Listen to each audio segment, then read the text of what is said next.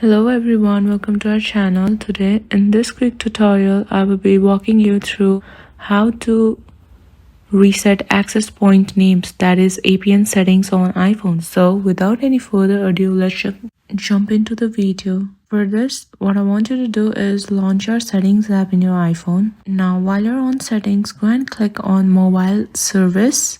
Now go and locate mobile data network. Tap on it. Now here we can go and set the APN. Mine is already set, so if you want to reset your APN, what you have to do is there's an option called reset settings. Just tap on it and then confirm. So that's it. This is how you change your or reset your APN settings on iPhone. So if you find this video helpful, please don't forget to give it a thumbs up and subscribe to our YouTube channel for more amazing tips and tricks related to iPhone.